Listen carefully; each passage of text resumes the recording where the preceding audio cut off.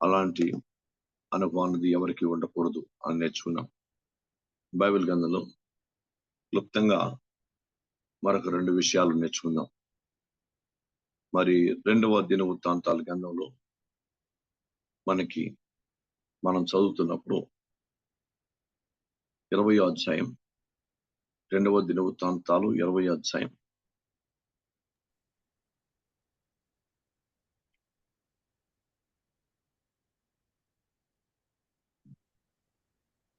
2వ దినవృత్తాంతాలు 20వ అధ్యాయం చదువుతున్నప్పుడు 2వ దినవృత్తాంతాలు 20వ అధ్యాయంలో మరొక లోయ ఉంది. అది బెరాకా లోయ. ఆ బెరాకా లోయ అనుభవం చాలా శక్తివంతమైన.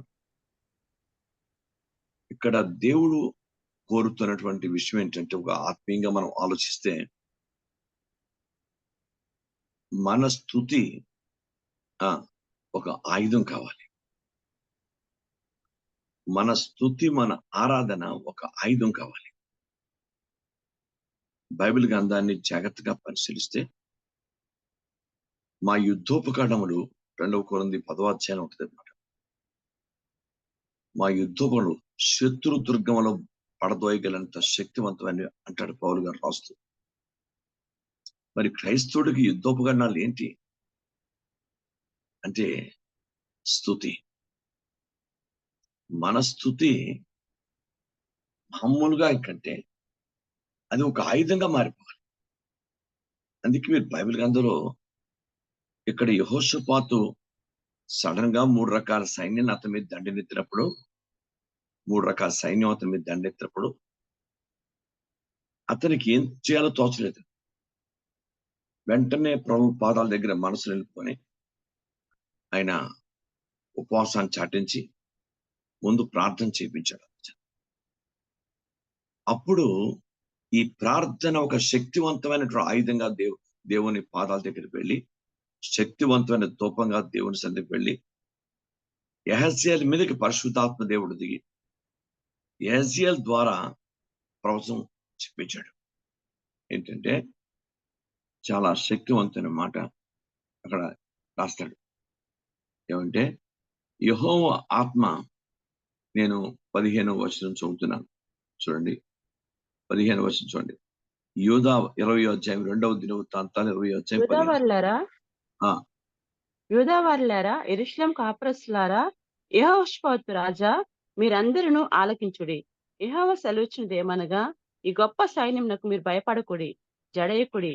ఈ యుద్ధం మీరు కాదు, దేవుడే జరిగించును. దేవుడే జరిగిస్తాడు. దేవుడే ప్రత్యక్షం దిగుతాడా? కాదు.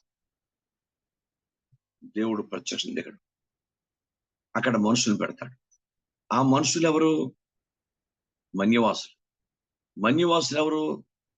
చదువు లేక మామూలుగా లోక జ్ఞానం, ఈ ప్రపంచ శారీరక సంబంధమైనటువంటి ఆధునికమైనటువంటి పరికరాలు, ఆధునికమైన క్రియలు, ఆధునిక జ్ఞానం, ఆధునికమైనటువంటి ఆలోచనలు, టెక్నాలజీ, లేక ఏవో ప్రపంచంలో ఉన్నటువంటి ఇప్పుడున్నటువంటి పరిస్థితులు అప్పుడు లేవు.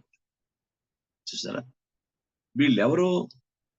ప్రారంభంలోనే మీరు బైబిల్ చెప్పండి, పాత నిబంధన గ్రంథంలోంచే దేవుడు పామరులు వాడుకోవడం నేర్చుకున్నాడు. పామరులు వాడుకోవడం మొదలెట్టాడు. ఎందుకు పనికిరాని విద్య లేని వారిని కూడా వాడుకోవడం, శక్తివంతంగా దేవుడు దీవించడం ప్రారంభించాడు. పాత నిబంధనలో అందరూ కూడా ఎవరు విద్యావంతులు కాదు, కానీ అందరూ ఆత్మీయులు, అభిషక్తులు, ప్రార్థనాపరులు, శక్తివంతమైన వారి స్తుతిని ఆయుధంగా మలుచుకునేవాడు. అలాంటి మన క్రైస్తవ జీవితంలో ఇక్కడ అదే చెప్పాడు. యూదా వాళ్ళారా, మీరు భయపడద్దు, మీరు జడియొద్దు, మీ పక్షమును దేవుడు చేస్తాడు. ఎలా చేస్తాడంటే జస్ట్ మీరు ప్రభువుని స్తుతించండి చాలు. మీరు ప్రభువుని స్తుతించండి, అంతే. దేవుడు అద్భుతం చేయడం స్టార్ట్ చేస్తాడు. మీరు ప్రభువుని స్తుతించండి, మీ స్తుతిని ఆయుధంగా మార్చండి, మీ స్తుతిని శక్తివంతుని ఆయుధంగా చేసుకొని మీరు ప్రభుని సంపూర్ణ హృదయంతో, పూర్ణాత్మతో, పూర్ణ మనసుతో స్తుతించండి. క్రైస్తవుని యొక్క స్తుతి అది కేవలం ప్రభు పాదాల దగ్గరికి వెళ్ళి ప్రభు యొక్క అమిత కేవలం ఆరాధన కింద మాత్రమే ఉండిపోకుండా క్రైస్తవుని యొక్క దేవుని స్తుతి ఒక ఆయుధంగా మారిపోవాలి. దేవునికి స్తోత్రం కనుక కొన్ని జవాబులు ప్రార్థనలకు రాలేనివి స్తుతి ద్వారా దేవుడు రాబడ్డానికి కార్యం చేశాడు. ఇది ఒక దైవికమైన ప్రాక్టికల్ ఎక్స్పెరిమెంట్. ఇది యావత్ క్రైస్తవ జనానికి, యావత్ దైవ జనానికి పాత నిబంధన కొత్త నిబంధన తేడా లేకుండా ప్రతి ఒక్కరికి ఒక విశ్వాసాన్ని నేర్పిస్తాడు. గుర్తుపెట్టుకోండి, క్రైస్తవుని విజయం ఎలా ఉంటుందంటే విధేయత, విశ్వాసము ఈజ్ ఈక్వల్ టు విజయం. విధేయత ప్లస్ విశ్వాసము is equal to praise Lord. ఎప్పుడు విధేయత, దేవుడు ఏ మాట చెప్పాడో ఆ మాటను తూచా తప్పకుండా చేసి ఆ మాట యందు విశ్వాసం వచ్చి ఆ క్రియలోనికి వెళితే అదే విధేయత ప్లస్ విశ్వాసము ఈజ్ ఈక్వల్ టు ఏమైంది? విజయం. ప్రభు విజయాన్ని చేకూర్చేస్తాడు. మనం నేర్చుకోవాలి. ఆయన చెప్పిందే మనం చేయాలి. Praise God. ఆయన చెప్పింది జవదాటపడదు. ఆయన చెప్పిన మాట ఎక్కడ, ఎందుకంటే ఆది కాండం దగ్గర నుంచి ప్రకటన గ్రంథం వరకు కూడా ప్రభువారు బైబిల్ గ్రంథంలో ఎలా ఆదామవ్వాలని చెప్పాను, చాలాసార్లు మీకు చెప్పాను. చల్లపోటు చూడాలి. ఆయన వాళ్ళు చెప్పినట్టు చేశారా లేక ఎక్కడున్నారు, ఎలా ఉన్నారు చూడటానికి వచ్చాడు. దేవుని మాటను అనుసరిస్తున్నారా, వారి సొంత నీతికి వారు పాల్పడ్డారా అలా చూడడానికి వచ్చాడు. దేవుడు అనుకున్నట్టుగానే వాళ్ళు దైవవాక్యాన్ని వ్యతిరేకంలో చెట్లు ఉబ్బరు. అలాగే దేవుని వాక్యంలో మనం పరిశీలించినప్పుడు దేవుడు నోవహు కట్టిన ఓడను చూసినప్పుడు సంతృప్తి చెందాడు. ఎందుకంటే నోవహు దేవుడు ఏ కొలతలు చెప్పాడో ఆ కొలతలోనే కట్టాడు నోవహు. ఆయన పని సంతృప్తికరం. విధేయత very important. What God says లిమి హసి మన పరిమ. ఏది దేవుడు చెప్తున్నాడో దాన్ని తూచా తప్పకుండా పాటించే క్రియ క్రైస్తవ జీవితంలో నాకు మీకు ఉండాలి. ఇలా చేస్తే బాగున్నేమో అని మన ఆలోచన వద్దు. అలా చేస్తే పర్వాలేదు కదని మన ఆలోచన వద్దు. ఇలా చేస్తే తప్పేంటి అని అనవసర ఆలోచన, దాని డిస్కషన్ వద్దు. ఒకే ఒకటి, ఆయన ఏది చేయమన్నాడో దాన్ని చేయగలిగినటువంటి మనసు మనకుంటే మన స్తుతి, మన ప్రార్థన ఆయుధంగా మార్చేస్తుంది. అది క్రైస్తవులు. విధేయతను ఆయుధంగా మార్చుకోవాలి, విశ్వాసాన్ని ఆయుధంగా మార్చుకోవాలి, ప్రార్థనను ఆయుధంగా మార్చుకోవాలి, స్తుతిని ఆయుధంగా మార్చుకోవాలి. అలా మార్చుకుంటే స్తుతి మామూలుగా వెళ్తే మామూలు, కానీ అదే ఆయుధంగా వెళ్తే వెరీ పవర్ఫుల్. దేవుడు అందుకే ప్రార్థన వాడు చేస్తుంటుండగానే భూమి కంపించిందని అపోస్తుల కార్యంలో అపోస్తుల గురించి 4వ అధ్యాయంలో మనకు రాయబడుతుంది. వాళ్ళు ప్రార్థన చేస్తుండగానే భూమి కంపించింది. అంటే వాళ్ళ ప్రార్థన అంత పవర్ ఉంది. దేవునికి స్తోత్రం. కనుక క్రిస్టియన్ దైవికంగా మన జీవితంలో దేవుని బిడ్డలు నేర్చుకోవాల్సిందంటే విధేయతను ఒక దైవిక ఆయుధంగా మార్చు. అన్ని విధేయతలు అంత పక్క దేవునికి అనుకూలమైన స్థితి దాంట్లో ఉండాలి. విధేయతలో తేడా ఉండదు. నేను చెప్పాను కదా, అనవసరంగా మనం ఆలోచించద్దు. అనవసరమైన ఆయన ఏం చెప్పాడో దాని. అందుకే లూకాసు వార్తలో ప్రభువారు అంటారు, నేను చెప్పింది చేయకుండా నన్ను ప్రభా నన్ను పిలుస్తారు మీరు. ఎందుకు నన్ను పిలుస్తారు మీరు? మీ సొంత ఆలోచనలు మీకు ఉంటుండగా నన్ను ఎందుకు మీరు పిలవాలి? ఏదైనా ఒక అద్భుతం జరగాలి, ఏదైనా ఒక ఆశీర్వాద కార్యం జరగాలి, మన కుటుంబంలో దేవుడు గొప్ప మేలు చేయాలి, గొప్ప గొప్ప ఉన్నత శిఖరాలు మన కుటుంబంలో భర్త, భార్య, పిల్లలు, ఏదైనా ఓ చదువుల్లో, ఉద్యోగాల్లో, వ్యాపారాల్లో, పెళ్లిలో అన్నింటిలో సక్సెస్ఫుల్ గా దేవునికి మహిమకరంగా విజయవంతంగా ఉండాలి అంటే బైబిల్ చెప్తుంది మన విధేయతను దేవుడు చూస్తాడు. ఫస్ట్ మన విధేయతకి విశ్వాసాన్ని తోడు చేయాలి. బైబిల్ గ్రంథం వారు అవిధేయత చేతనే కదా వాళ్ళు దీనిలోకి విశ్రాంతిలో ప్రవేశింపలేపారు. వారు అవిశ్వాసం చేతనే కదా విశ్వాసంలో ప్రవేశింపలేపారు. హెబ్రీ గ్రంథంలో 3వ అధ్యాయం ఉంటుంది. అంటే విధేయతను ప్లస్ విశ్వాసాన్ని మనం ఆయుధాలుగా మార్చుకోవాలి. అంత పవర్ఫుల్ గా, అంత పర్ఫెక్ట్ గా దేవుడికి కనిపించాలి. జస్ట్ మీరు స్తుతించండి అంతే చాలు.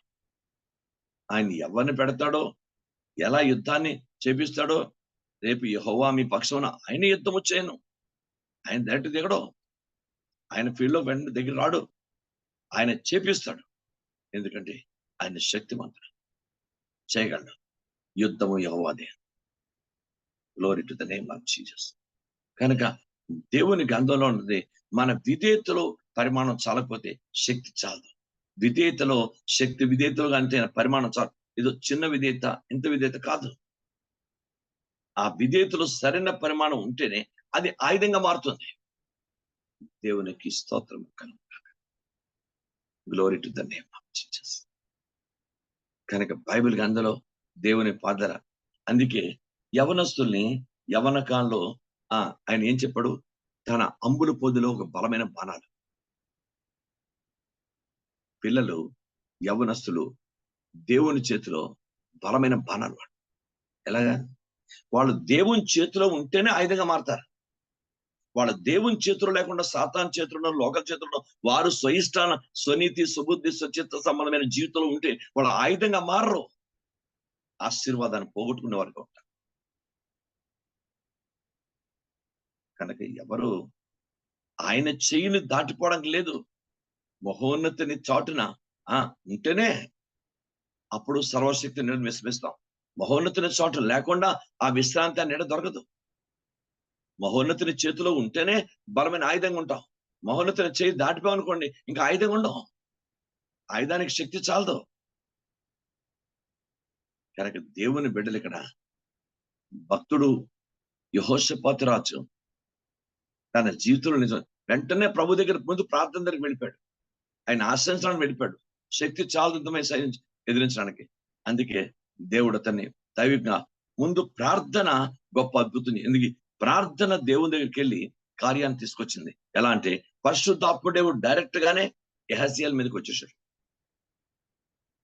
యెహెజ్కేలు మాట్లాడడం ప్రారంభించాడు. మీరు స్తుతించండి, మీరందరూ దేవుణ్ణి స్తుతించండి. స్తుతిని ఆయుధంగా మార్చుకోండి. సంఘం అంతా దేవుణ్ణి స్తుతిస్తుంటే బైబిల్ గ్రంథంలో ఏముందంట? 2వ దినవృత్తాంతాల గ్రంథం మనం చదవగలిగితే లేఖనంలో 5వ అధ్యాయం, 2వ దినవృత్తం 5వ అధ్యాయం 11 చూడండి సరే.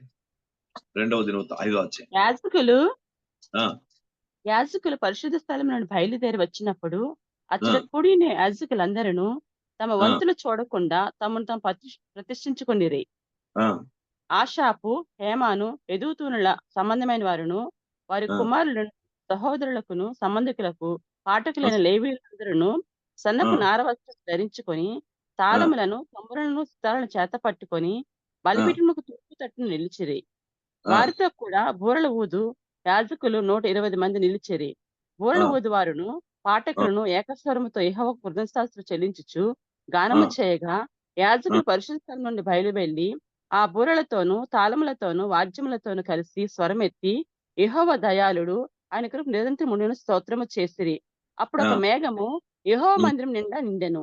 యెహోవా తేజస్సుతో దేవుని మందిరం నిండుకొనగా సేవ చేయుటకు యాజకులు ఆ మేఘమున్న చోట నిలవలేకపోయిరి. సేవకులే నిలువలేకపోయినంత అభిషేకం ఒకటి దిగింది. సరే, స్తుతి ఎంత పవర్ఫుల్ గా మారిందని. దేవుని సన్నిధి అక్కడ, దేవుని మేఘము నిండగానే సేవకులే నిలవలేపారు. అంత పవర్ అక్కడ దిగిపోయింది. అంత శక్తి ఉంటది స్తుతిలోని. దేవుని స్తోత్రం. పెంతెకోస్తు పండగ దినాన్ని దిగిన పరిశుద్ధాత్మ అగ్ని వంటి నాలుకలు వాడు ఎంత పవర్ అంటే అంత పవర్. అదే పవర్ తోని పేతురు సువార్త చేశాడు. 3000 మంది ఒకేసారి పట్టబడి దేవుని తట్టు, అంటే 3000 మంది పట్టబడ్డారంటే ఎన్ని వేల మంది ఆ ప్రసంగానికి దగ్గరికి వచ్చినట్టు, లేఖన వాక్యం విన్నట్టు మనం చూడొచ్చు. ఎన్ని వేల మంది వచ్చి ఉంటారు. పట్టబడిన వారు 3000 మంది, ఇంకెంతమంది వచ్చి ఉంటారు? దాన్ని బట్టి అంచనా వేయాలి. అంటే స్తుతికి ఎంత పవర్ ఉంది. స్తుతి గొప్ప ఆయుధం, స్తుతి గొప్ప ఆశీర్వాదం, స్తుతిలో గొప్ప శక్తి ఉంది. దాన్ని ఆ రీతిలో మనం యథార్థంగా వాక్యానుసారంగా దేవునికి అనుకూలంగా స్తుతిస్తే అది ఆయుధంగా మారిపోతుంది. దేవుని స్తోత్రం. బైబిల్ చెప్తుంది భూమి కంపించిందంట. దేవుని స్తోత్రం. ఒక్క స్తుతిలోని పవరు, ఎంత పవరు! దేవునికి స్తోత్రం. బైబిల్ గ్రంథం పరలోక పునాదులు, గడప కమ్ములు అదిరిపోతుంటాయట వాళ్ళు ఆరాధన చేస్తుంటే. పరలోక పునాదులు గడపలు అదిరిపోతుంటాయట. యెషయా 6వ అధ్యాయం అంటాడు, గడప పునాదులు. ఎంత పవర్ స్థుతిలో ఉంది. కనుక స్థుతిని ఆయుధంగా మార్చుకునే క్రైస్తవ జీవితం దేవుని బిడ్డలకు కావాలి. దేవునికి స్తోత్రం. అది కావాలి. స్థుతి ఆయుధంగా మలుచుకుంటే వెరీ పవర్ఫుల్. జస్ట్ స్థుతించంతే, దేవుని స్తోత్రం చెప్పంతే, నిండు హృదయంతో నిండు మనసుతో పాపరహితంగా స్థుతి చెల్లించు చాలు.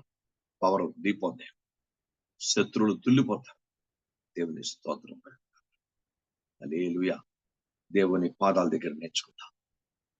అంచేత బైబిల్ గ్రంథంలో ఉంది, 2వ దినవృత్తాంతాల గ్రంథం అదే 20 నుంచి 26 నుంచి 4వ దినమున వారు బెరాకా లోయలో కూడిరి.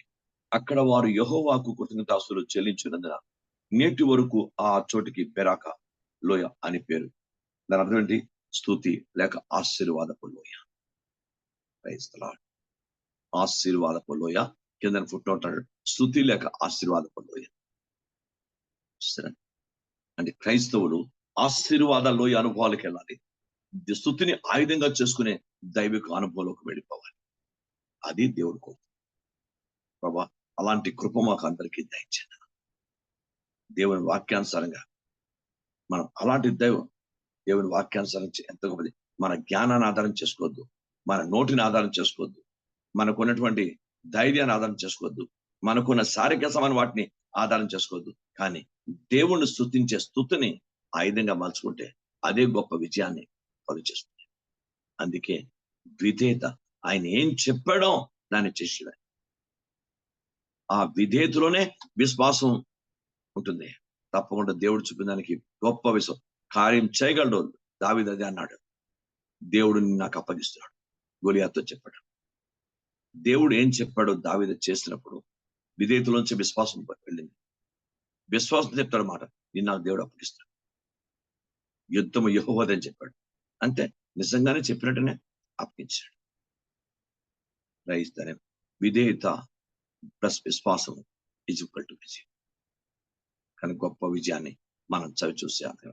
కనుక దానికి బెరాకా లోయ వాళ్ళందరూ ఆ రోజు చూద్దాం.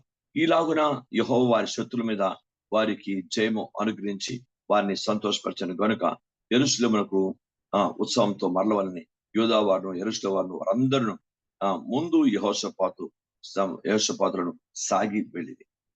దేవునికి స్తోత్రం. వారు యెరూషలేములో ఉన్న యెహోవా మందిరములకు స్వర్ణ మండలను సితారాలను వాయించు బోరలు వచ్చు వచ్చింది. ఇశ్రాయేలును వాయించు ఇశ్రాయేలును శత్రువులతో యెహోవా యుద్ధము చేసినని దేశము రాజ్యముల వారందరూ వినగా దేవుని భయము వారందరూ. ఎంత గొప్ప అద్భుతం. కనుక దేవుని బిడ్డలు విధేయత, విశ్వాసం, విజయం, స్తుతిని ఆయుధంగా మలుచుకునే స్థాయి. మన విధేయత, మన విశ్వాసం, స్తుతి ఎలా వెళ్తే ఆయుధాలుగా వెళ్తాయి. దేవునికి మహిమ. అలాగూ మర్చుకునే దైవిక విశ్వాసగా, దైవిక సేవకులుగా మనందరూ ఉంటే, దేవుని బిడ్డలు ఉంటే ఎంత ఆశీర్వాదం, ఎంత గొప్ప అద్భుతం జరుగుతుంది. ఇది బెరాకా లోయ. దేవునికి స్తోత్రం, దేవునికి మహిమ. గుర్తుపెట్టుకోండి. 3వ లోయ గురించి చెప్పి నేను ముగిస్తాను. క్లుప్తంగా చిన్న మాట చెప్తాను. దేవుని స్తోత్రం. 1 సమూయేలు గ్రంథం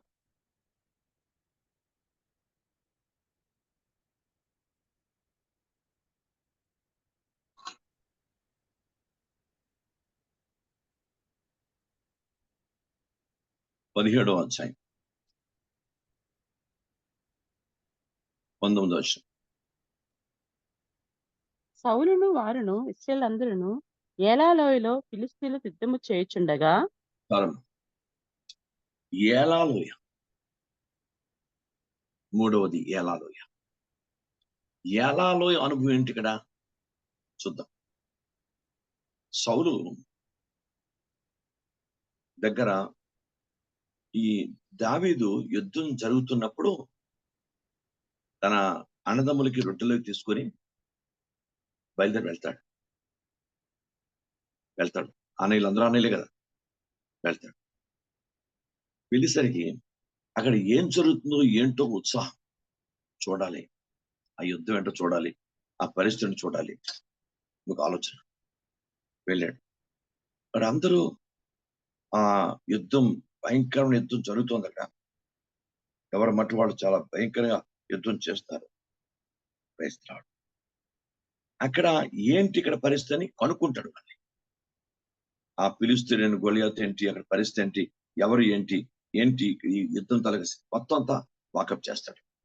చేసిన తర్వాత 26వ వచనంలోని అంతా విన్న తర్వాత దావీదులో వచ్చిన ఆలోచన చూద్దాం.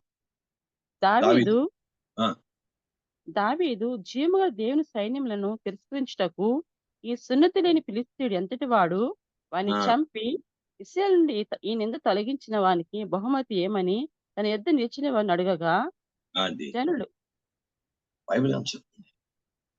అతనికి ఆలోచన ఏంటి, వీడు ఇంత పవరు, ఏంటి వీడు ఇంత శక్తి, వీడు దేవుని కంటే శక్తివంతుడా, దైవ ప్రజల కంటే శక్తివంతుడా? సున్నతి లేని ఫిలిష్తీయుడు దేవుని దగ్గర ఏమాత్రం, దేవుని ఎదిరించే శక్తి వీడికి ఎక్కడదే? ఒకవేళ అలాగే దేవుడు వాక్యానుసారంగా దేవుని ఆధారం చేసుకొని ఆ జయించే వాడికి జరిగే బహుమానం ఏంటి? ఈ ఫిలిస్తీన్ జయిస్తే ఏంటి? క్రైస్తనేమో క్రైస్తవ జీవితంలో దైవిక విజయం అన్నది ముందు మనసులో కావాలి. శరీరంలో వెంటనే వచ్చింది, ఎంత వెంటనే మన రోషాలు పౌషాలు వచ్చి, ముందు మనస్సులో విజయం రావాలి. వాడు రాక్షసుడు కావచ్చు, వాడు ఇది కావచ్చు, వాడు సున్నతులని ఫిలిస్తీయుడు వాడు. బట్ మనం దేవుని సంపూర్ణ సర్వశక్తివంతుడు దేవుని కలిగి ఉన్న దైవ జనం. దేవుని శక్తి మనకుంది, దేవుని కృప మనకుంది, దేవుని వాక్యం మనకుంది, దేవుని ఆత్మ మనకుంది, దైవ జ్ఞానం మనకుంది, దేవుని యొక్క ఆశీర్వాదం మనకుంది, దేవుని తోడు మనకుంది.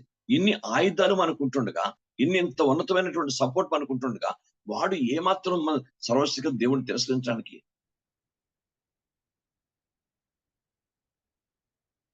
యెహోషువ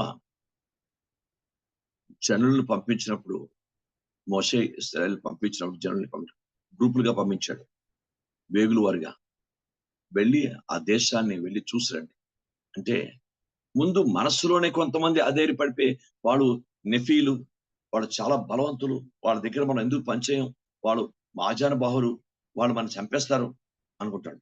యెహోషువ చాలా బాధపడ్డట. యెహోషువ, కాలేబులు చాలా బాధపడ్డారు. ఎందుకు వీళ్ళు దైవికంగా రిపోర్ట్ ఇవ్వలేకపోతారు? ఎందుకంటే వీళ్ళ అవిశ్వాసం, వీళ్ళ అపనమ్మకం, వీళ్ళు బయట ఉన్న పరిస్థితులను చూసి భయపడిపోయి ఇంకా వాళ్ళ జీవితంలో ఎందుకంటే లోపల వారికి స్ట్రెంగ్త్ చాలలేదు, లోపల వారికి ప్రార్థన కానీ, లోపల కానీ విశ్వాసం కానీ, లోపల కానీ దైవత్వం కానీ, విధేయత కానీ, దైవ వాక్యాన్ని పరిశుద్ధి కానీ ఏం వారికి లేవు. అది లేకపోవటం వల్ల వాళ్ళ దగ్గర దేవుని గురించి ఆలోచించే శక్తి ఇంకా లోపలికి వెళ్ళలేకపోతున్నారు. ఆ పై రూపాన్ని, పై ప్రజల్ని, పై యొక్క ఆకారాలను చూసి వాళ్ళు భయపడిపోయారు. కానీ బైబిల్ అంతలో దేవుడు ఎంత శక్తిమంతుడు. గెహజీ విషయంలో ఎలీషా కూడా అడుగుతా, తండ్రి వీడి కళ్ళు తెరువు నాయనా, వీడి కళ్ళు తెరిపించండి. వాడు బయట ఉన్న రథాలు గుర్రాలు చూసి, గురువు గారు ఈరోజు మనం అయిపోయాం, తండ్రి మనం అయిపోయాం, ఈరోజు మన చుట్టూ భయసాయం. అప్పుడు తండ్రి వీడి కళ్ళు తెరవమని అడుగుతాడు ఎలీషా.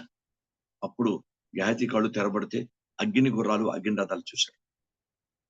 అంటే క్రైస్తవుడికి మొట్టమొదట మనస్సు వెలిగించబడాలి, ఉదయం వెలిగించబడాలి, ఆత్మీయత వెలిగించబడాలి, తన ప్రార్థన మీద తనకు నమ్మకం ఉండాలి, తన విశ్వాసం తన దైవిక ఆయుధంగా చేసుకునే శక్తి, ఆ దైవికత్వం, తన యథార్థమైనటువంటి విధేయత, ఆ దైవికమైన స్థితి ఉండాలి. ఆ లోపట పవర్ లేకుండా వాళ్ళు దేవుని యొక్క వాక్య ప్రకారము యుద్ధాన్ని కానీ, ప్రజలను కానీ, పరిస్థితులను అంచనా వేయలేరు. అదే యెహోషువ, కాలేబులు తెచ్చిన రిపోర్ట్ అయితే మంచి దైవిక రిపోర్ట్ చేస్తారు.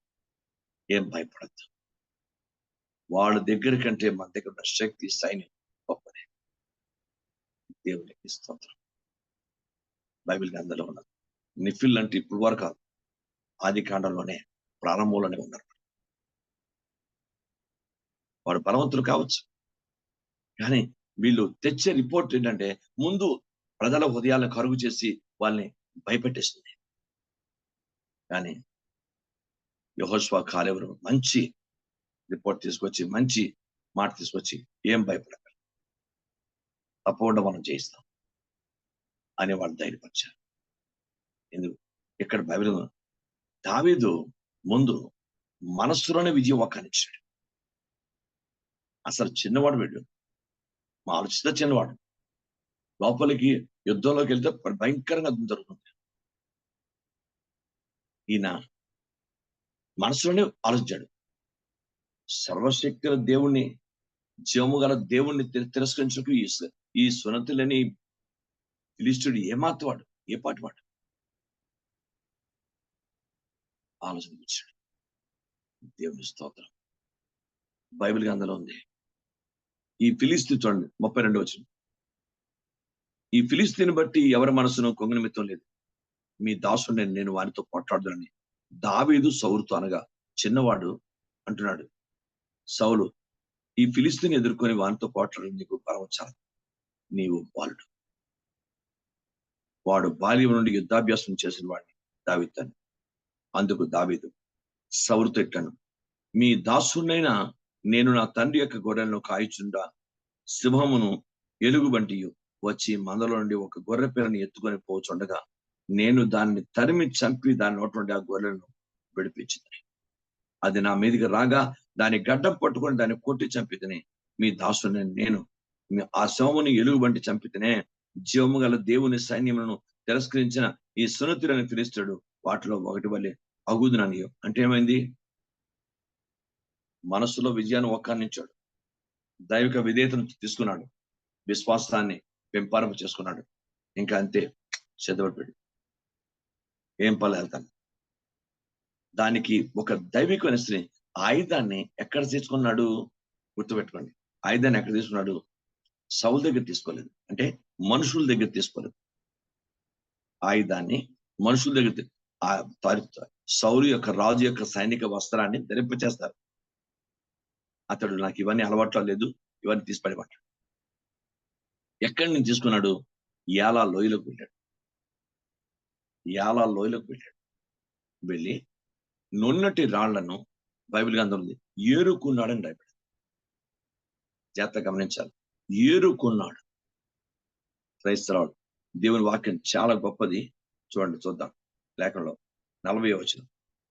తన కర్ర చేత పట్టుకొని ఏటి లోయలో నుండి 5 ఉన్నటి రాళ్లను ఏరుకొని తన యొద్దనున్న చెక్కంలో ఉంచుకొని వడిసెల చేత పట్టుకొని ఆ ఫిలిష్తీయులకు చేరువకు పోయింది. సోలంతో, బల్లెంతో, డాల్తో, రకరకాల ఆయుధాలతో, కత్తులతో, వాడితో వీడితో వస్తుంటే వాళ్ళు, ఈయన నున్నటి రాళ్ళని ఏరుకున్నట. దేవునికి స్తోత్రం. నున్నటి రాళ్లను ఏరుకున్నట. ఏంటి నున్న? ఆ రాయి ఎందుకు అంత నున్నగా అయిందంటే, నిత్యము నీళ్లు పారుతున్నటువంటి ప్రదేశం లోయ, ఎలా లోయ, నిత్యము నీళ్లు పారుతున్నటువంటి ప్రదేశం. నిత్యము నీళ్లు పారుతున్నటువంటి, నిత్యము వాక్యము, ప్రార్థన, ఆరాధన, సహవాసం నిత్యము ఉండే వ్యక్తి బైబిల్ గ్రంథంలో ఉంది, దాన్ని నున్నగా ఉంటాడు. దేవుని స్తోత్రం. హల్లెలూయా. దేవుని స్తోత్రం. కరెక్ట్గా ఉన్నాడు, నున్నగా ఉంటాడు. సరే, ఆ నున్నటి అవి నీళ్లు పారి పారి పారి నీళ్ళే వాటిని నున్నగా చేసి, వాక్యమే వాటిని నున్నగా చేస్తుంది, ప్రార్థన వాటిని నున్నగా చేస్తుంది, దైవికమైనటువంటి స్థితి, ఆరాధన నున్నగా చేస్తుంది. ఆ వాటిని జాగ్రత్తగా చిన్న ఏటిలో ఉన్న రాళ్లను తీసుకొని ఆయుధంగా మార్చుకున్నాడు. ఏటికి వెళ్ళాడు. ఆయుధం తెచ్చుకోవడానికి మనుషుడు తనకి అక్కడ రాలేదు, ఏటికి వెళ్ళాడు. ఏరు నిత్యం అక్కడ పారుతుంది కనుక ఆ ఏట్లో ఉన్న రాళ్ళను తీసుకొని వాటిని దైవిక మనం చేసుకుంటే, ఆయుధం చేసుకుంటే, నేను తప్పకుండా దేవుడు నాకు విజయం ఇస్తాడని విశ్వాసానికి వచ్చింది. Praise the name of Jesus. దేవునికి స్తోత్రం. తర్వాత వాడుక అన్న పదం అవుతుంది. ఈ యుద్ధ కవచములు, యుద్ధములు ఇవన్నీ కూడా 39 వచ్చింది. ఈ సామాగ్రి దావీదునకు వాడుకలు లేదు. మీరు వాడుకని ఏం చేసుకోవాలి? శారీరకమైన వాడుకలు కాదు, లోక సంబంధం వాడుకలు కాదు, ఆత్మ సంబంధం వాడుక కావాలి క్రైస్తవుడికి. దేవుని స్తోత్రం. ఆత్మ సంబంధం వాడుక అదేంటే, ఉదాహరణకి యేసుక్రీస్తు వారు ఈ యొక్క సమాజ మందిరం వెళ్ళడం వాడుక లేకుండా రాయబడింది. నేను తర్వాత ఆ రెఫరెన్స్ చూపిస్తాను మీకు. సువార్తలో రాయబడింది. ఆయన వాడుక చొప్పున వెళ్ళాడు ఎక్కడికి? సమాజ మందిరానికి. దేంటి? అది వాడుక చేసుకున్నాడు. దేవుని పనిని దైవికంగా తన జీవితంలో మెయిన్ భాగంగా చేసుకున్నాడు. దేవునికి స్తోత్రం. రెండవది, ఆయన వాడుక చొప్పున ఒలివ కొండ ప్రార్థన వాడుక అతనికి. ఆ వాడుక చొప్పున ఏది దేవుడు దైవికంగా మనం అలవాటు చేసుకొని దైవిక దాన్ని అది ఆయుధంగా మలచబడుతుంది. మహోని అనే సిహీన బైబిల్ గ్రంథం చెప్తుంది ఏంటంటే, నువ్వు దేన్ని దైవికంగా ఒక దైవికమైన స్థితి తీసుకొని దైవాత్మానుసారంగా తీసుకుంటే అది ఆయుధం అయిపోతుంది నీకు. అది ఆయుధమే. ఆయన దైవ వాక్యాన్ని మిత్రుడు ఉదయకాలం లేచి టీ తాగడం వాడుక, మధ్యాహ్నం వచ్చి ఖచ్చితంగా చికెన్ తినాలి వాడుక, లేకపోతే రాత్రి రొట్టెలు తినాలి వాడుక, లేకపోతే భోజనం చేయడం వాడుక, బిర్యానీ తినడం వాడుక. ఈ వాడుకలు కాదు. బైబిల్ చెప్తుంది ఏంటంటే, దైవ సంబంధమైన వాడుక అతనికి కావాలి. ఇది కాదు. ఆయన వాడుకండి చిన్న గులకరాయిని, నున్నగా ఉన్న గులకరాయిని, ఒక నున్నగా ఉన్న గులకరాయిని ఆయుధంగా చేసుకున్నాడు. అది దాన్ని దేవుని ఆత్మానుసారంగా, దేవుని వాక్యానుసారంగా, పరిశుద్ధాత్మ శక్తిని దాన్ని వాడాడు. శారీరక బలం ఉపయోగించలేదు, ఎందుకంటే బాలుడు. ఆత్మానుసారమైన బలం ఉపయోగించాడు. పరిశుద్ధాత్మ దేవుడు కంప్లీట్ సహాయం చేశాడు దావీదుకి. దేవుని వాక్యం బైబిల్ గ్రంథాన్ని పరిశీలిద్దాం లేకుండా. 2 కొరింథీ 6వ అధ్యాయం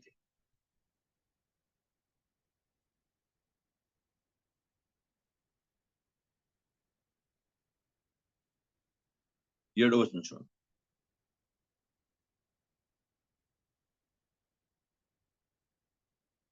2 కొరింథీ 6:7.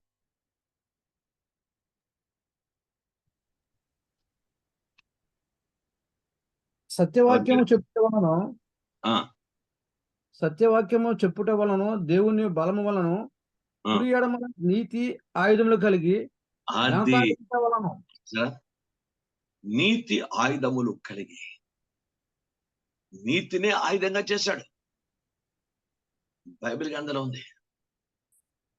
మన విధేయత, మన విశ్వాసం, మన ప్రార్థన, మన యథార్థ, మన పరిశుద్ధ ఒక దైవిక ఆయుధం అయిపోవాలి. అంత స్థాయికి దానిలో స్ట్రెంగ్త్ ఉండాలి. మన విధేయత ఏదో తుమ్మితే ఊడిపోయిన ముక్కలా ఉండకూడదు. మన విశ్వాసం తుమ్మితే ఊడిపోయిన ముక్కలా ఉండకూడదు. మన యథార్థ ఏదో ఆ సందర్భానికి అప్పటికేదో ఉపయోగిస్తే సరిపోద్ది అన్నట్టు కాదు. దాంట్లో అంత పవర్ ఉండాలి. మనం నీతిలో గాని, మన విధేయతలో గాని, మన విశ్వాసంలో గాని, యథార్థలో గాని, నమ్మకత్వంలో గాని, మన పరిశుద్ధలో గాని, మనం చూపించే దైవ దినత్వంలో గాని దైవ శక్తి ఉండాలి. అది ఆయుధంగా మారుతుంది. బైబిల్ చెప్తుంది దాన్ని ఆయుధంగా మార్చాడు. ఎంత శక్తివంతమైనటువంటి దావీదు జస్ట్ చిన్న బాలుడు. ఆయనకున్న ఆలోచన విధానం ఎంత గొప్పది. దేవుని ప్రార్థించుట క్రైస్తవ కుటుంబానికి ఒక వాడుక అయిపోవాలి. దేవుని వాక్యం చదువుట ఒక దైవిక వాడుక అయిపోవాలి. నేను వాక్యం చదువుతా బతకలేను, నేను ప్రార్థన చేత బతకలేను, నేను ఊపిరి పెంచుతా బతకలేను. అలాంటి దైవ సమాన స్థితి క్రైస్తవ సంఘంలో ప్రతి దేవుని బిడ్డకి రావాలి. ప్రార్థన చేత తప్పేట ఉంది, నేను సంఘాన్ని రాపని దేవుడిని దీవించేస్తాడు. ఎలాగండి? ఎలా దీవించేస్తారండి?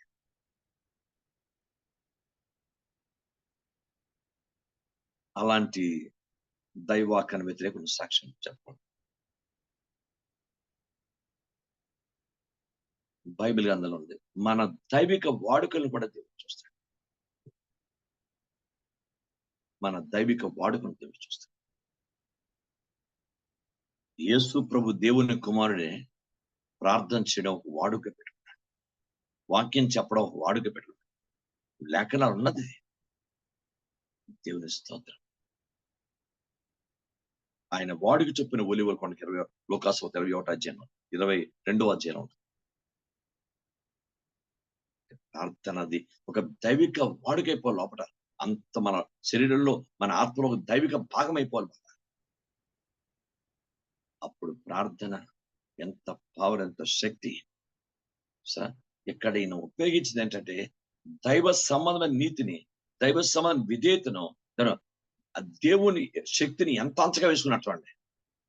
అంత రాక్షసుని వాడు చూసిన తర్వాత దావీదు విన్న తర్వాత రాక్షసు గురించి ఏం అనుకున్నాడు? జీవము గల దేవుని తిరస్కరించుకో. వీడు జీవం ఏ పాటిది? నా దేవుని జీవం దగ్గర వీడి జీవం ఏ పాటి? నా దేవుని శక్తి వీడి శక్తి ఏ పాటిది? దేవుని ఎంతగా ఉన్నతంగా దేవుడు పైకెత్తాడు. దేవుణ్ణి ఎంతగా ప్రభువుని శ్లాఘించాడు, ఎంతగా ప్రభు మీద విశ్వాసాన్ని పెంచాడు, ఎంతగా విధేయతని విశ్వాసాన్ని ఆయుధంగా మార్చుకుంటున్నాడు. అందుకే ఇది వాడుకలో లేదు. నాకు సౌలు తెచ్చిన ఆ యుద్ధ సామాగ్రి తాతంతాలుగా ఆ సైనిక వస్త్రము నాకు వాడుకలేదు. తీసేది దాన్ని దైవికంగా ఏరుకున్నాడు. క్రైస్తవ సంఘము బైబిల్ గ్రంథంలో పరిగెలు ఏరుకుందట. ఎవరు? రూతు పరిగెలు ఏరుకుంది. తనకి తన అత్తకి సరిపోయినటువంటి పేలాలు ఆ తలక పరిగెలు ఏరుకుంది. దేవుని సన్నిధికి వెళుతున్నప్పుడు అక్కడ నువ్వు ఏవేవో ఆలోచనలతో దేవుని ఆరాధన చేస్తున్నప్పుడు, ప్రార్థన చేస్తున్నాడు, దైవజనుడు వాక్యంతో ప్రసంగిస్తున్నప్పుడు నువ్వు అనవసరమైన వాటి వద్దు. నువ్వు అక్కడ దేవుడి నుంచి ఏ మాటలు వస్తాయి, ఎలా అవన్నీ ఏరుకో, నీ హృదయంలో తీసుకో, నీ అంతరంగం నింపుకో. ఏ మాట ఎప్పుడు నీకు ఏ విశ్వాసం ఎలా పని తెలియదు. ఆ దైవజనుడు ఉపయోగించిన మాట తక్కువని ఒకసారి కొన్ని సందర్భోచితంగా నువ్వు ఉపయోగిస్తే అది నీకే ఆయుధంగా మారిపోతుంది. రాబా ఏని అన్నమ్మనో సీమలా పరిబా నీకు ఆయుధంగా మారి. అందుకే ఎవ్వరు ఏదో వచ్చాం విన్నాం వెళ్ళిపోతాం అనకూడదు. పరిశుద్ధాత్మ దేవుడు వాక్యం నీకు ఇస్తున్నప్పుడు దాంట్లో ఉన్న దైవశక్తిలో మాట్లాడి ఎరుకో, నింపుకో నింపుకో నింపుకో. ఒకరోజు అదే మాటను ఉపయోగిస్తాం. యేసు నామములో అద్భుతం జరిగిపోతుంది. దేవుని ఆయుధంగా మార్చుకోవాలి. సరే, చిన్న నిత్యము సహవాసంలో ఉండే వ్యక్తి, నిత్యము నీరు పారిన రాయే అంత నొన్నగా అయితే నిత్యము సహవాసంలో ఉన్న వ్యక్తి ఎంత దైవ దృష్టి యోగంగా పదును పెట్టువాడుగా ఉంటాడు. నిత్యము ప్రార్థన ఉంటాడు జీఎస్. పగలు సువార్త చేసిన రాత్రి అంతా ప్రార్థన ఉంటాడు. అని ఎంత పవరు, ఎంత శక్తివంతమైన కార్యాన్ని సిలువను జయించడైనా. దేవునికి స్తోత్రం. Glory to the name of Jesus. క్రైస్తవ సంఘం దేవుడు నన్ను మిమ్మల్ని అలాంటి దైవ విశ్వాసము, దైవ విధేయత, దైవ సంబంధ ఆయుధాలుగా మన జీవితాన్ని దేవుడు దీవించను కాక. ఎవరు మామూలుగా శారీరకంగా ప్రకృతిలో ఉండే ఆలోచన విధానం మనకు రాకుండా దేవుని పాటలు నేర్చుకుందాం. తండ్రి ప్రతి ఒక్కరు కూడా ప్రైజ్ గాడ్. ఇది యాలాలో జస్ట్ నిత్యము ఉన్న రాళ్లను ఆయుధంగా మార్చుకున్నాడు. ఏటి రాళ్ళను. Praise God. సరే, మొదటిది బెరకలుగా, మొదటిది ఫస్ట్ మొట్టమొదటి ఆకుకూరలోయ. అది ఎవరికి ఉండకూడదు, వద్దు. రెండోది బెరకలుగా, స్తుతిని ఆయుధంగా మార్చుకునే క్రైస్తవ జీవితం. అంటే స్తుతి ఎంత యథార్థం ఉండాలి, ఎంత పశువు ఉండాలి, ఎంత అభిషేకం. మూడవది దేవుని గ్రంథంలో వేలాలు. చిన్న గులకరాయిని సైతం ఆయుధంగా మార్చుకునే శక్తి, ఆ విశ్వాసం, విధేయత ఎంత శక్తివంతమైనది. ఇలాంటి దైవలోయ అనుభవం క్రైస్తవ సంఘానికి అవసరం. అలాంటి కృప దేవుడు మనకి ఇచ్చిన కాక ప్రార్థన చేస్తాం. దేవుడు తన మాటలు మన వెనుకల్లో ఆశించిన కాక. ఆమేన్. ప్రభు యొక్క ఆత్మ ప్రేరేపణ కలిగి ఒక బ్రదర్, ఒక సిస్టర్ చిన్న చిన్న ప్రార్థన చేయండి. విన్న వాక్యంతోనే ప్రయత్నం. చాలా మంది, ఒక 10 మంది 12 మంది ఉంటారు కదా, ఎవరు నోరెత్తరు, ప్రార్థన చేయరు, తిరగంటారు. 18 మంది ఉన్నారు పాస్టర్ గారు. ఆ 18 మంది ఉన్నారు పాస్టర్. 18 మంది వచ్చారంటే కనీసం దేవుని మహాకృప. మరి ప్రార్థన చేయాలి కదండి. మీకు ఆశీర్వాదం కదండి. నేను ప్రేర్ చేసి ముగించేస్తానండి. అంటే ఎప్పుడు నేనెందుకు ప్రేర్ చేయడం, మీరు అవకాశం ఇచ్చి మీరు కూడా దీనిలో పాలుభాగస్తులు అయితే బాగుంటుందని ఉద్దేశంతో నేను చెప్తుంటాను. మీరు సిస్టర్ చేయండి, బ్రదర్ చేయండి, కావాలి చేయండి.